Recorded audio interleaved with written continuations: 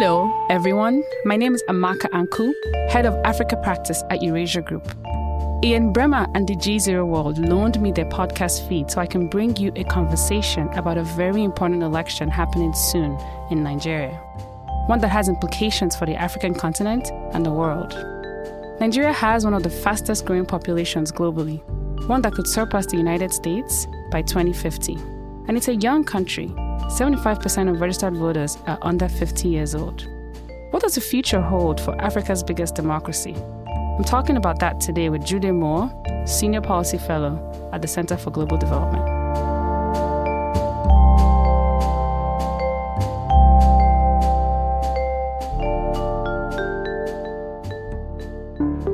COVID, climate, and conflicts. The United Nations, the World Bank, private actors. Locally rooted institutions, locally rooted experts. What we're really talking about is a very complex ecosystem. How do we find the interlinks? To innovate and come up with the best solutions. To actually rethink what we do as a broader development community. You're listening to the CGD podcast, where we explore smarter policies for a better world. Hi, everybody. Welcome to the CGD podcast. My name is Gyude. I'm a Senior Policy Fellow here at the Center for Global Development and head of our Africa Initiative. And I'm here with my very good friend and colleague, Amaka Anku, the head of the Africa Practice at the Eurasia Group. Amaka, welcome to the CGD podcast. Thank you, Gyude, and thank you for having me. Thank you. Thanks for coming. And today we're going to be talking about Nigeria. Very few countries epitomize and represent the continent's great promise and challenges like Nigeria. It is the largest country on the continent by population and economy. Nigerians dominate culture on the continent. And everything that happens in Africa has to have some sort of impact going through Nigeria. And so Nigerian elections are not just that. A prosperous Nigeria, a powerful Nigeria is a regional hegemon that can stabilize West Africa. I'm Liberian, and I saw what a powerful and a prosperous Nigeria can be. So as Nigeria heads into its elections, it's important to understand what is at stake. Who are the players? What are the implications of this election? And there are few people more qualified to have that conversation with than my guest today. Amaka, thanks for joining us again, and let's get into it because it's an interesting time. Talk to us about how elections work in Nigeria. What does it take to win? And what can we expect in this election? So these are national elections. Okay. The president and the federal legislature is elected on the same day. Okay. Nigeria is a presidential system. Actually, it's the second largest presidential system in the world after the US in terms of a presidential democracy. Very similarly structured to the US. It's a federation with two chambers, Senate and Congress, bottom house, right? So that's what people are voting for on February 25th. In order to win the presidency, yes, you have to win a simple plurality, so the highest number of votes, plus 25% of the votes in 2/3 of Nigeria's 36 states, plus the Federal Capital Territory. So that turns out to 25% of votes in 24 states, plus the FCT.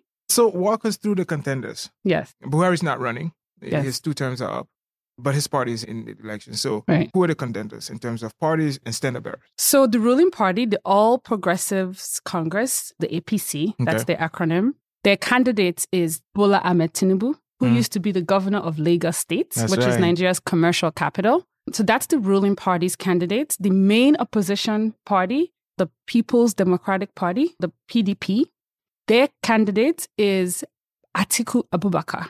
And then the third candidate, and this is the first time in Nigeria that a lot of people view the third party as being able to win the election. Viable. Right? Very viable, right? We've had third party candidates before, but none quite as popular as Peter Obi has managed to stay, even with just weeks to the election. And so the third party is Labour Party, and the candidate is Peter Obi. Tinubu, his strength is that he has a clear record as an executive running a state. Okay. So he ran Lagos State for 2 terms, 8 years. He was the first post-military governor, so from 1999 to 2007 or so. Relatively successfully? It depends on who you ask, right? But one thing I will say, if you go back and look at the literature, a lot of people thought Lagos was a scary place during military rule. There are reports that have been written about how Lagos was disappearing under trash. There was a lot of trash. And of course, he ran it for 8 years. A lot of what he did was he improved revenue generation. Part of that was political necessity. He was fighting the federal government. They weren't giving him federal allocation, so they had to raise revenue. But he improved revenue, he improved security, in part because the state had more money to fund the federal police. And he created a lot of plans for Lagos, including there's a rail that is now opening in Lagos. That was a part of his vision. He had a vision for Lagos State, okay? So that's his strength. His strength is that he has a clear record of running a state. But not only does he have that record, he's managed to stay involved in running the state. So basically, his party has continued to control Lagos, and he has had a big influence in deciding who runs Lagos and continuing to wield influence over the policies. So like a godfather. Yes. But there's one thing people also say about Tinubu is also that he has a record of developing talent, that a lot of the people we see active in Nigerian politics today were some of his prodigies. Is this true? That's true. Fashola, who was a very popular Lagos governor, I would say for some people even more popular than Tinubu. He came after Tinubu, very well regarded in terms of getting things done. People like Fayemi worked with him. Fayemi's governor of Ekiti, the current governor. So even the VP, the current vice president of the country, was his attorney general. A lot of the Lagos business group and talent worked with Tinubu in some way or the other. So he's definitely influential in that way. His weaknesses flow in part from those strengths. He has been around for a really long time. He is seen as a godfather. Part of the way that he has been able to maintain power in Lagos for so long is questionable. People question the source of his money. People think that he has used Lagos as a little bit of a bank. And he's older. He's actually not the oldest person in the race, but he doesn't look young. So I would say that his weaknesses and his strengths are a little bit tied together. He's the establishment. He's somebody who has a record of forming an elite consensus, but he's a part of what Nigerians perceive as a problem. Yeah. Let's go to Atiku. Atiku has, I would say, similar weaknesses and strengths. Atiku has been running for the presidency for a long time, a whole generation. And he has federal experience. He was vice president. Okay. When he was vice president, he was seen as somebody who was capable of working with different kinds of people. He has a lot of different kinds of people in his team. He's married to women from all over the country. His weaknesses would be that he's perceived as somebody like Tinubu who has used state resources to their private benefits. He was in Nigeria's immigration for 20 years before he left and then bought businesses or created businesses. But a lot of people think using the money made from governments, right? So I'd say those are his weaknesses, that he's perceived as corrupt. And he's also perceived as doing anything for power. He's been in many different parties. He was in the PDP. He went to the APC. He went back to the PDP, all in search of his goal. So people question his policy convictions. But Peter Obi isn't exactly an independent. Peter Obi also comes out of the political system in He's Nigeria. not an outsider. Exactly. So talk a bit about Peter Obi. So Peter Obi, actually, when he first won election as a governor, he won election on a third party, APGA, a small party, which was then a third party. It was the first election that party won to run a state in Nigeria. Maybe he'll do it again. Who knows? Exactly. So I just want to point that out, that he has done it before, right? In a much smaller context. So Peter Obi has a background in banking. He has the shortest resume in politics compared to the other two. Came into politics in the early 2000s, won governor of the state, and then subsequently left the party he was in, went to the PDP. He was the vice presidential candidate for the PDP, the main opposition party, in the last election. With Atiku. Left with Atiku, who he's now running against, left because he wasn't going to win the party's ticket to run for presidency this time. And he also knew that he wasn't really on the card to be the vice presidential candidate again. And he's managed to benefit from this high anti-establishment sentiment, which we can talk about, to make him very relevant in this race. Because his party doesn't have a strong record at the national level. Well, so one of the things that you notice, especially in African capitals, is that capitals tend to be anti-incumbent. And the opposition sometimes conflates that with support. So that when the opposition actually wins and come, and they find out that no, these people weren't supporting. They were basically against the incumbent. Yeah. But what is at stake in Nigeria today? What do voters in Nigeria care about? I know there's the security thing. I know there's the economy. But what's on the mind of Nigerians as they go into this election? Definitely the economy is at the top of the list. You know, as they say in the US, is the economy stupid? Yeah, right? yeah. Economy is a big issue. Security is a big issue. Mm-hmm. Personal security is a big issue. In Nigeria, they say insecurity, but it's basically the lack of security, right? There's been a lot of violent clashes across the Northwest in particular, criminal gangs running amok. Those are the primary two things. But outside of jobs and security, people rate corruption, people want better infrastructure, people want more stable electricity, people want better healthcare and education. So all of those things fall into the top 5, 6. When you look at these three candidates and they go out talking, has any of them sort of presented a credible plan of what I'm going to do about the security situation? They've all said similar things, Okay. actually. They've all talked about increasing the size of the police force, which everybody agrees is understaffed. There are vast areas of the country that are unpoliced, right? It's a big country. Also, the police is under-resourced, right? There's not enough resources to focus on intelligence. Like, policing is about intelligence. It's about prevention, not about showing up and fighting. Like, you don't want to be getting into shooting battles. But Nigeria doesn't invest enough in intelligence. So they've said they would do that. Okay. But I think what is required is a bit more engagement from the presidency. So not just hiring more police, but having a clear vision and really spending the political capital to follow through on commitments made and making sure that the people in charge of the police are doing what they need to be doing. Right? Well, let's talk about the young people in Nigeria. Charlie Robinson at the Renaissance Capital, he has this thing, and I love it, that Africa's true wealth is not in the ground, it's in its people, right? It's not the stuff we extract, it's in our people. And Nigerians, I mean, again, I talked about how dominant Nigerians are in terms of popular culture across the continent. And Nigerians who've left the country, I mean, we've seen what they've been able to do in other places. So young people in Nigeria have all of these aspirations. There is this thing where the median age in Nigeria is somewhere between 18 and 19. The median age in Japan is 48. So barring some catastrophic thing, 50% of the people in Nigeria today would be alive in the 2080s. 50% of the people in Japan today wouldn't be. The future of Nigeria is its youth. How are they leaning? What's happening with them? Every election will be like, oh, the youth can sway this election. Do we see that happening here? What is happening with the young people in Nigeria? Who are they excited about? Tinubu, Atiku, Peter Obi. Okay, first, let's think about the numbers, because I think it's important to understand the scale of the numbers. By UN numbers, 60% of Nigeria's population is under 25. Goodness. Very, very young. But if you look at the registration, voter registration, 40% is under 35.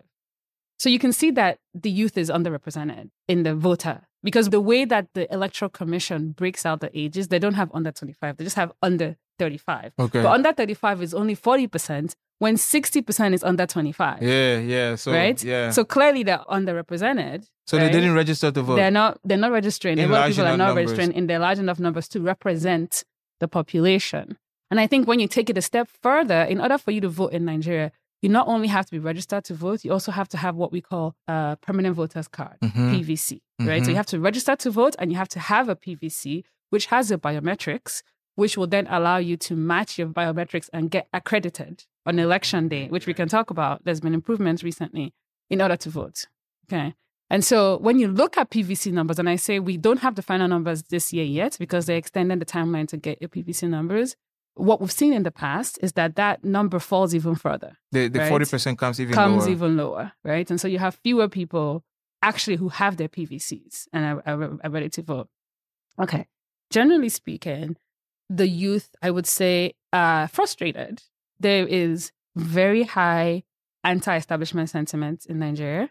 That's been captured by various surveys. Afrobarometer just did a survey confirming that number. People are very frustrated with years of underinvestment. Of course, there's been 2 recessions in the past 8 years. That hasn't helped. So people feel like living standards have gone backwards instead of improved, stagnated, and gotten worse. So there's very high frustration amongst the youth, for sure. And I think that frustration generally is translating sometimes into apathy for some people, or just into anything but.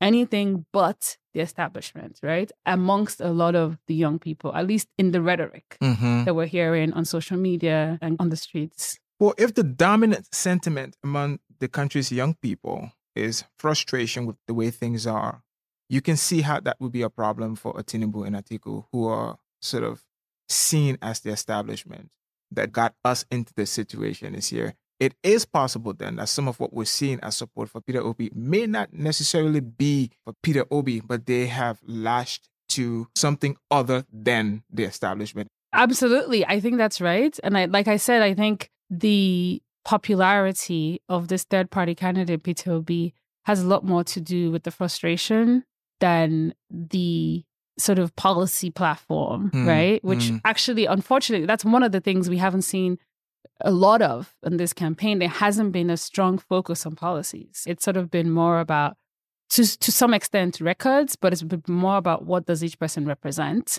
And Peter Obi represents change. So that has been certainly a factor in his favor. There have been some polls. FT of Bloomberg did one, and then Steers just did one. And they keep coming up with pretty good numbers for Peter Obi. So it means that Peter Obi's supporters go into this election with expectations. Just because the polls say something doesn't necessarily mean that's what happens. Is there some sort of risk of raising young people's hopes with these polls? Like, oh, it looks like he's going to win. It looks like he's going to win. And then the numbers come out. What happens if he doesn't win? Yeah, exactly. No, I think that's a really important question. And also, I think you're getting at the risk of unrest and questions about the credibility of the poll. So look, I think everywhere in the world, like you said, voting intentions does not always translate into votes. And I think that's especially the case in a country like Nigeria that doesn't have a strong track record of polling. If polls in the US could get it wrong in 2016, yeah. And to give some context, polls are all showing Peter Obi leading. And there have been credible telephone polls and credible face-to-face polls just showing that. After many, many years of polling and understanding how to model turnout, we should all take the polls as a trend line. Don't take it as a reflection of what the actual result on election day will be. Right. It's a trend line that tells us something important. It tells us the depth of anti-establishment sentiment. But it may not necessarily translate into votes on election day, particularly in a country like Nigeria, where the most reliable predictor of voting day outcomes over the last 20 years has been elite support. Okay. Elite support meaning getting out the vote on election day, right? So who has representation in the most rural parts of Nigeria? Who has the money to send food, rice, cash, drive people to the polls, sometimes give them financial incentives? We're in a country where 6% of the people are poor. Some people were actively selling their votes. It's illegal, right? But some people are actively doing it. So, absolutely. So at the end of the day, the spread, election day logistics matters a lot. Getting people to the poll matters a lot. Protecting the vote matters a lot. And even when there is manipulation of votes, it's not always like some like shadowy people somewhere doing it. Sometimes it's the voters themselves in their stronghold who are all together deciding that they want their candidates to win. So it's important to realize like it's very complicated. So I wanted to talk a little bit about some scenarios if you want to, if you allow. If I'm the incumbent APC, I am not as upset with Peter Obi's rise, right? Because it means now that the opposition to me is split, right? So when we go into this election, there is a strong possibility that as long as Peter Obi continues to do well and PDP continues to perform as they are, there is a chance that APC wins, not because people want APC, but because the opposition the change votes is split. Is that a reasonable assumption Absolutely. to make? Absolutely. I mean, if you have high anti-establishment sentiment and you have what effectively becomes two change candidates instead of one. Right. And so all the people who want change are splitting their votes between these two people. Right. Then, yes. By default, it helps the quote unquote government candidates, right? So I do think that's totally a factor here. But it's even fascinating currently in Nigeria that the ruling party's candidates is even opposing some elements of the ruling party government, because there's so currently... he too is change. So he too is bringing in the change factor, right? I think trying to tap into that sentiment.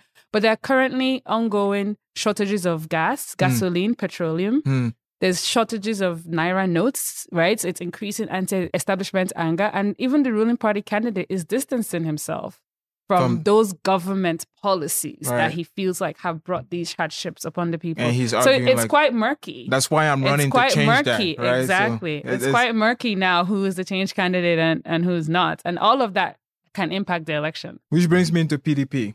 You're really upset with Peter Obi right now.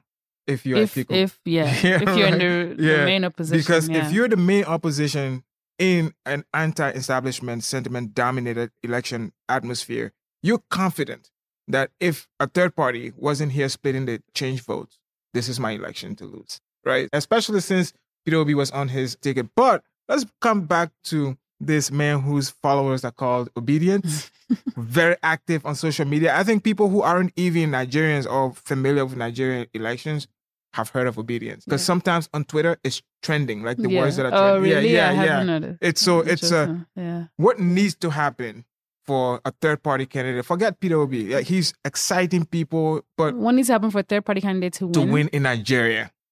In my view, you have to have the party machinery. Anywhere where you have national elections, it's not just a Nigeria thing. Party machinery counts, right? Yeah. Local mobilizers count. We call it get out the votes in the US, right? People who are knocking on doors, making sure people are going out to vote on election day. And so it's one thing to be popular, but you also have to turn those votes out. And I think that's what any third-party candidate will need to be able to do, to have agents in all 180,000 polling units in Nigeria, have people on the ground in every crack and nook, and maybe in the future. Well, look, that will happen if it doesn't happen this time. Well, and like new things happen that surprise us all the time. There is a possibility something new will happen in Nigeria. Absolutely. But as an African, like as I noted from the beginning, the centrality of Nigeria to Africa's prosperity is such an important thing that for all of us looking at this, especially for Nigerians, election. Because it's such an important election. Let me say one thing. So one of the reasons why I think this election is so important for Nigeria is that over the last 20 years or so, Nigeria's political system has gotten more competitive. Okay. Right? Which is a good thing. Which is a good thing. We've seen an incumbent lose in 2015. We're seeing a third-party candidate be extremely competitive. We've seen the electoral process get better, get more transparent, get more competitive.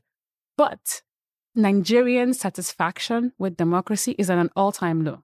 So Afrobarometer asks these questions every year. Are you satisfied with how democracy works? In 1999, when Nigeria first transitioned to democracy, between 1999 and 2001, they did this survey. 84% of Nigerians said they were satisfied with how Nigeria's democracy works. Last year, it was 21%. Okay. So the quality of the democracy has improved, but satisfaction has gone down. Because the Nigerian state is not delivering all of these things that we've been talking about, jobs, security, investments in healthcare, in education. And so the reason why this is so important here is that people pay attention every 4 years when there's an election. The American House, some congressperson introduced a resolution calling for peaceful and transparent election. I'm sure there'll be a statement from State Department. That's all fine. But we need to be paying attention in between the elections. Democracy is more than voting. What is happening in between the elections, right? There's very rarely any statement saying we encourage the Nigerian state to collect taxes so that they can, I mean, maybe it won't exactly sound that way, right? So that they can invest in education and in infrastructure and in things that will create a competitive economy and allow them to create jobs, right? So I think it's an important election, but it's also an opportunity, regardless of who wins, to start to reset Nigerians' mind frame about whether democracy can really work for them. Because I think eventually, if things don't change, we talked about how important Nigeria is. This is going to be the third most populous country in the world after China and the US. We risk getting to a point where people actually decide that this isn't working for them. Up till last year, solid majority of Nigerians still believe democracy is the best form of government. We want to avoid that changing. This is a big election But then what happens after is really important. And I think the biggest challenges are collect taxes. Revenue is a big problem for Nigeria. Collect taxes and invest in infrastructure, invest in electricity, invest in a competent bureaucracy to oversee all of this stuff. Yeah, and that stuff takes time, but definitely we have to do that. And on that note, the CGD podcast, we asked our guests, if you could just wave a wand and make any policy change, what would that be and why? Any policy change in Nigeria? Well, you can make it Nigeria specific if you want. We say in the world, but you can narrow the scope, widen the scope. You can make it in the universe if you want. Here's what I would say. Trying to figure out how to change our rhetoric about democratic institutions that builds in the importance of administrative capacity. Yeah.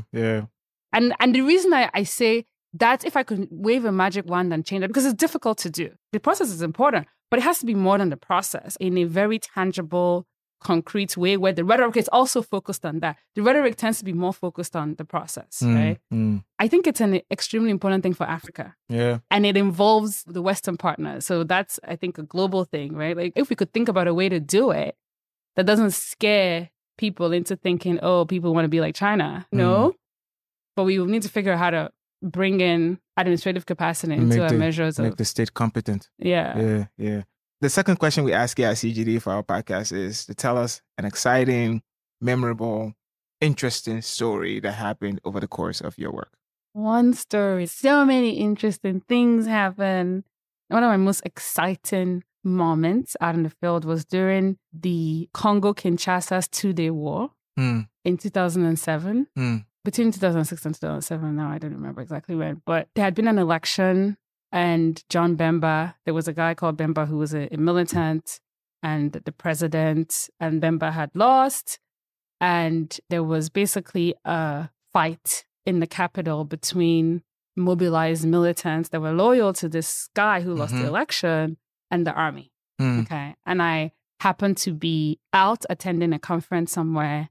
And then I had to go home, and there were tanks on the streets and like that is exciting. Army officers were patrolling, and I met this very suspicious American guy who I think was a spy or something. And I was like, and I'm always, and I'm typically saying, no, maybe he was working for an NGO. I was like, I'm American, take me, evacuate me. And so he took me, and he was on the phone and calling people, oh no, there are gunshots over there, there's fights, let's go this way. Anyway, so it was a very interesting dynamic being in a war zone. And we ended up going to the Eurozone Command, Euro Police Command, and I was stuck there for 3 days. Let's hope that never happens again. I didn't have kids then, so it was actually exciting. Now I'd be like, get me home to my kids. But Amaka, thank you for joining us today to talk about the Nigerian elections. Thank you for having me. On behalf of the Center for Global Development, I would like to thank our podcast team, Stephanie Donahoe, Jeremy Gaines, Jubilee Ahazie, Kia Maleta, and Sound Easy, our producers. Join us again on this podcast and many other podcasts that we do here at CGD.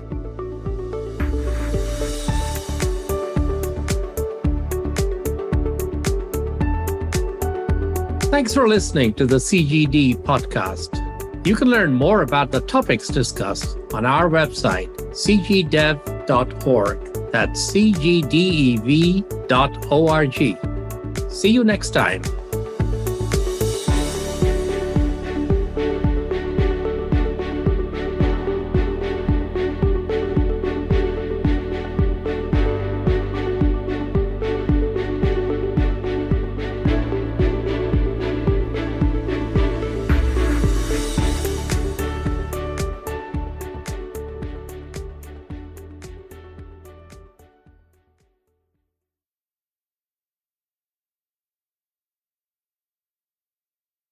You're listening to the GZERO World with Ian Bremmer podcast, your weekly geopolitical deep dive into the world's biggest news stories, featuring in-depth conversations with global leaders and newsmakers.